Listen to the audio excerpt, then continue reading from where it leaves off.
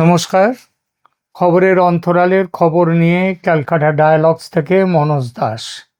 সাম্প্রতিক সময়ে বাংলাদেশের রাজনৈতিক পরিস্থিতি, বিশেষ করে সেখানকার নির্বাচন নিয়ে ভারত ও পশ্চিমের দেশগুলোর অবস্থানের মধ্যে, বিশেষ করে আমেরিকা এবং ব্রিটেনের, ইংল্যান্ডের এদের ভারত এবং এই দেশগুলোর মধ্যে একটা ব্যাপক পার্থক্য লক্ষ্য করা যাচ্ছে, মতভেদ।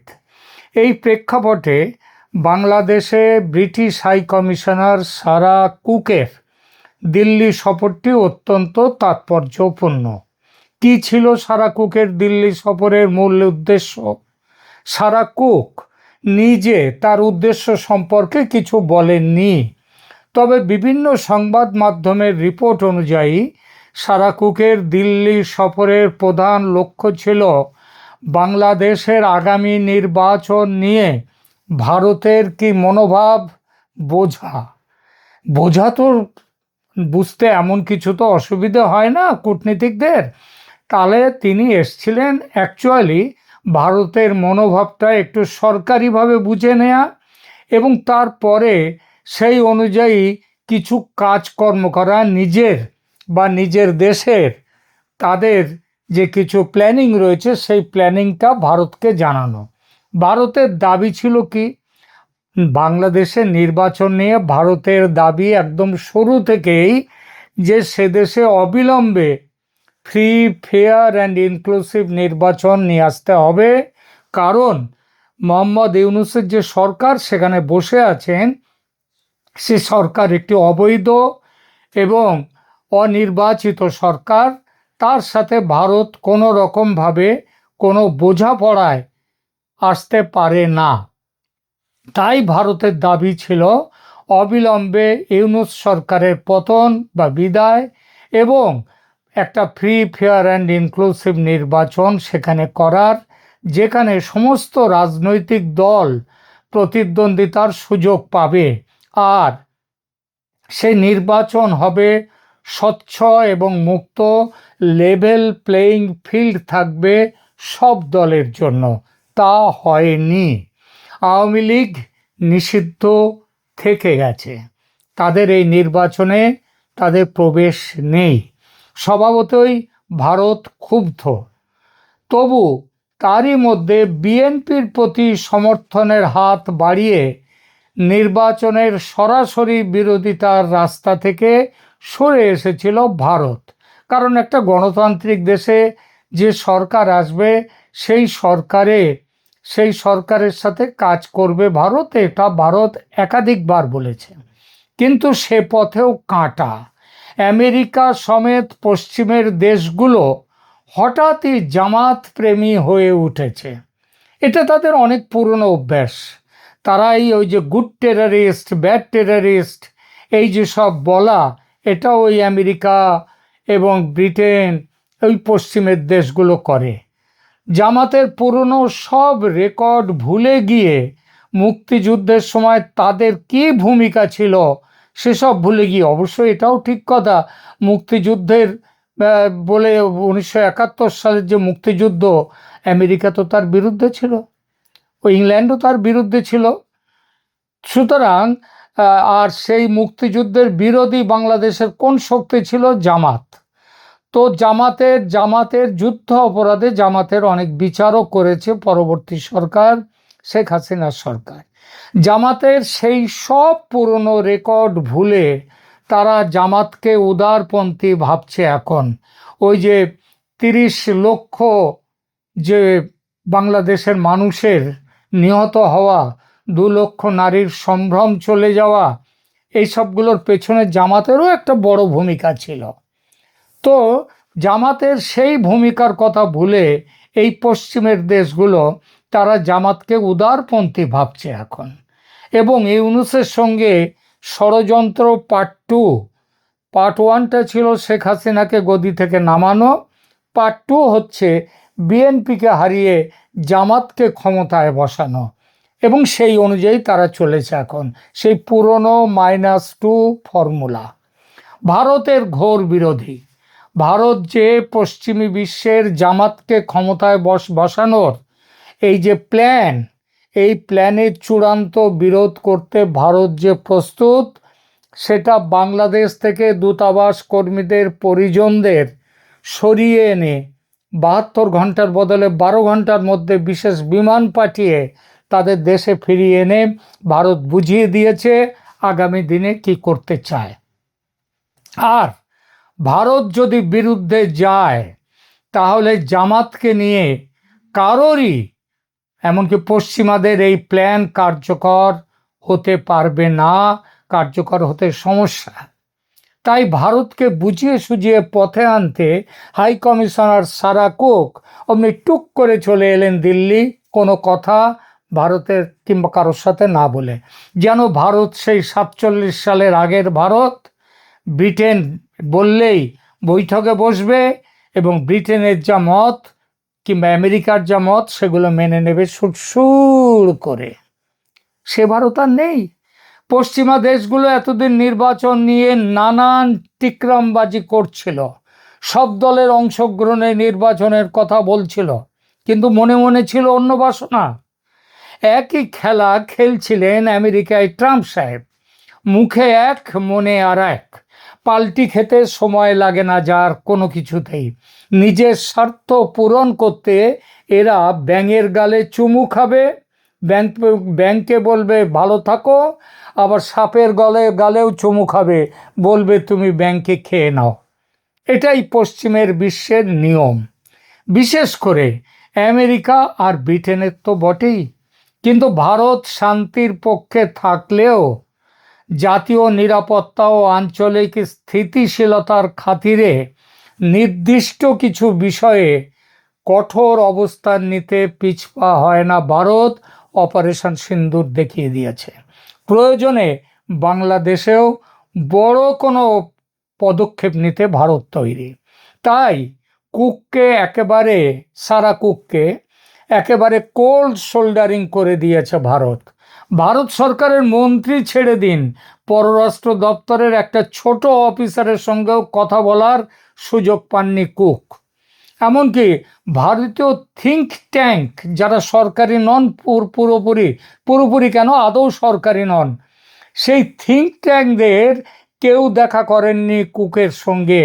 তার বিস্তর চেষ্টা সত্ত্বেও শেষ পর্যন্ত 3 দিন ভারতের রাজধানীতে হত্যে দিয়ে পড়ে থেকে একটা নামকা ওয়াস্তে এলেবেলে লোকজন কয়েকজনকে নিয়ে, জনাতিনেককে নিয়ে একটা গোল চায়ের টেবিলের বৈঠক করে তাকে ফিরে যেতে হয়েছে।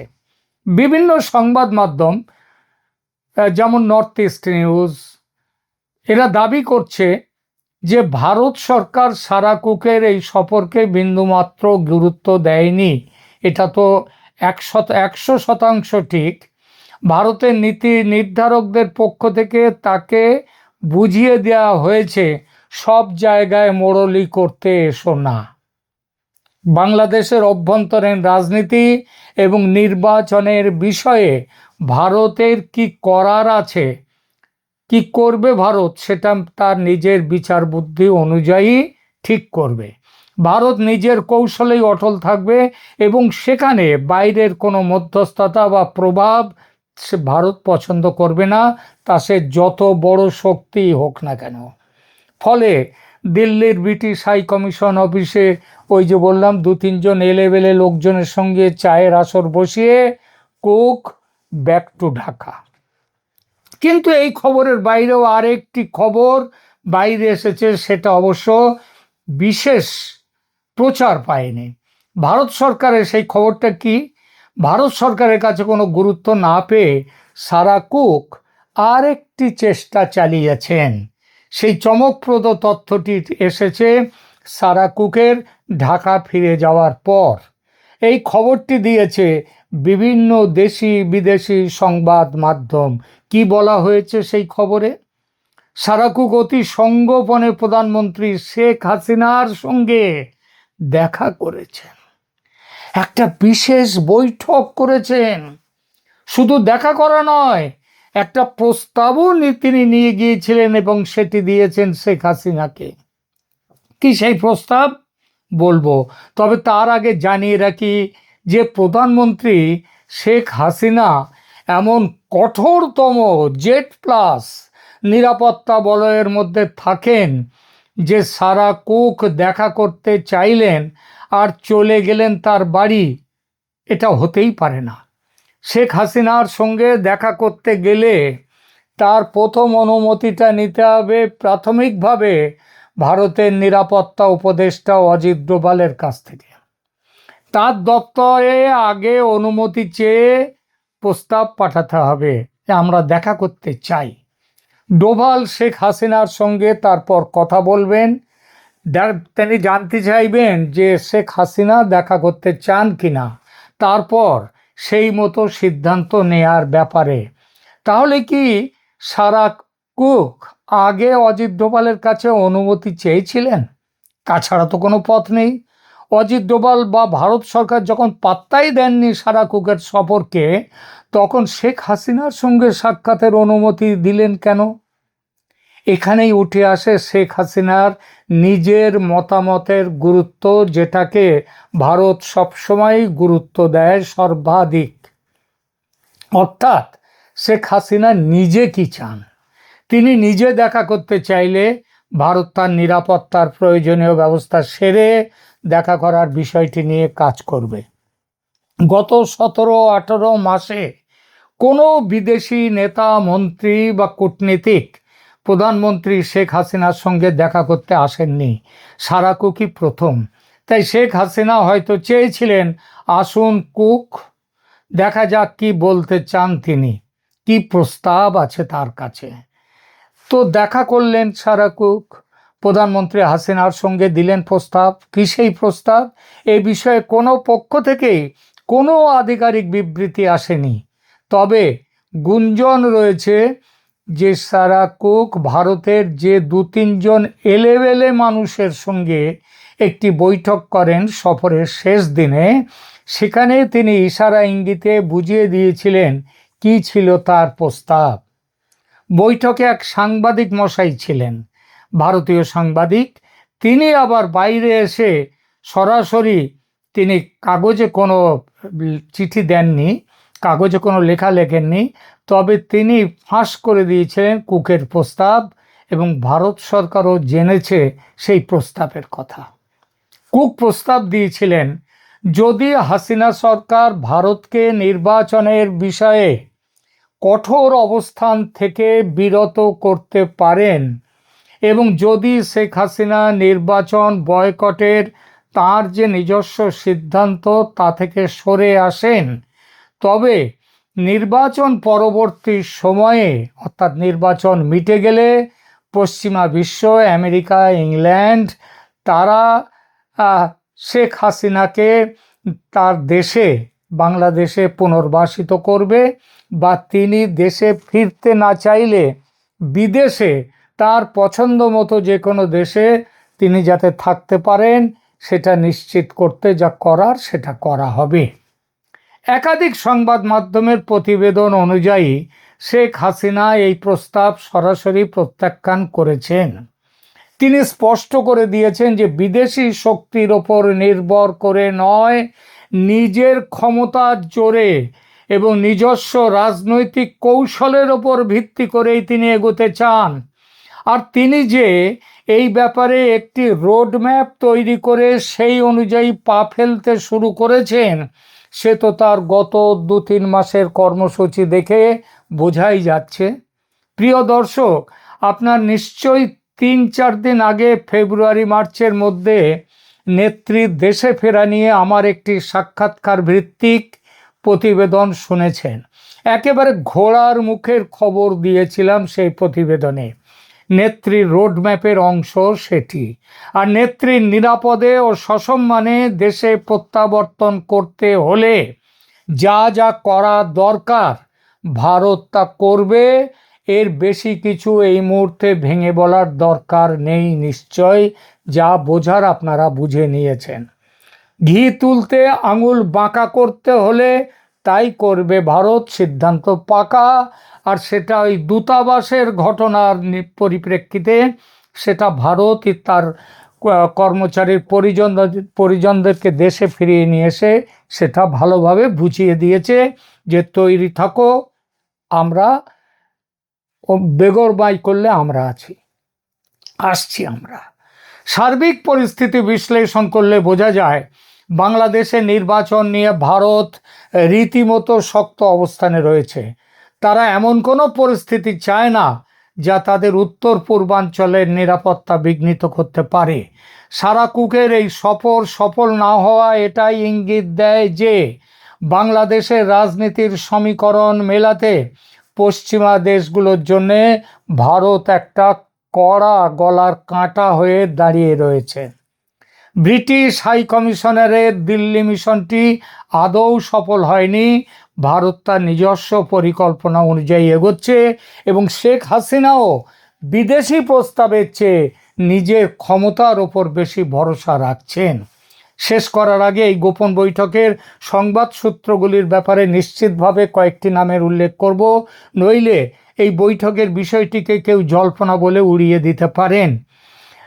আমেরিকার হোয়াইট হাউসে নিয়মিত সাংবাদিক হিসেবে বহুদিন ধরে যার যাতায়াত এবং যিনি চেনেন এই সমস্ত এখানকার অলিগলি ক্ষমতার অলিন্দ, সেই জাহাঙ্গীর দস্তগীর, যিনি মূলত তার ইউটিউব চ্যানেল ও সামাজিক যোগাযোগ মাধ্যমে রাজনৈতিক বিশ্লেষণ দিয়ে থাকেন, তার কাছ থেকে এবং অন্যান্য সংবাদ মাধ্যমের এ সংক্রান্ত প্রতিবেদনের মূল বিষয়গুলো বলছি। জাহাঙ্গীর দস্তগীরের বক্তব্য, জাহাঙ্গীর তার সাম্প্রতিক ভিডিও বিশ্লেষণে দাবি করেছেন যে ব্রিটিশ হাই কমিশনার সারা কুকের এই দিল্লি সফরটি ছিল মূলত বাংলাদেশের আসন্ন নির্বাচন নিয়ে ভারতের অবস্থান টলানোর একটি চেষ্টা। তার বক্তব্যের মূল পয়েন্টগুলো হলো যে সারা কুক দিল্লিতে থাকাকালীন শেখ হাসিনার সঙ্গে একটি অত্যন্ত গুরুত্বপূর্ণ গোপন বৈঠক করেছেন। সেখানে তিনি শেখ হাসিনাকে একটি বিশেষ অফার বা প্রস্তাবও দিয়েছেন। সেই প্রস্তাবটা নিরাপদ প্রত্যাবর্তনের প্রস্তাব, যার কথা একটু আগে পরিষ্কারভাবে আমি এখানে উল্লেখ করেছি। কিন্তু আগেই বলেছি যে শেখ হাসিনা এই প্রস্তাব সরাসরি নাকচ করে দিয়েছেন এবং তিনি ভারতের ওপরই ভরসা রাখতে বেশি আগ্রহী। নিজের ক্ষমতায় তিনি দেশে ফিরবেন সেই ব্যাপারেই তিনি বেশি, সেইটাই তার বিশ্বাস, তিনি সেই লাইনেই অটল। পতিতযশা নর্থ ইস্ট নিউজ, আজকের কণ্ঠ সংবাদ মাধ্যম এবং আরও কিছু ডিজিটাল নিউজ পোর্টাল এই সফরকে ঘিরে কয়েকটা তথ্য দিয়েছে।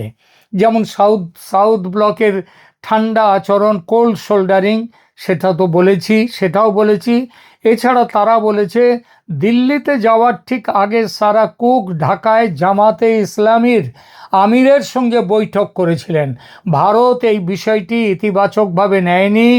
ভারত মনে করে জামাতকে রাজনৈতিক স্পেস দেওয়ার যে ফর্মুলা পশ্চিমের দেশগুলো নিয়েছে তা ভারতের জাতীয় নিরাপত্তার জন্যে হুমকি স্বরূপ।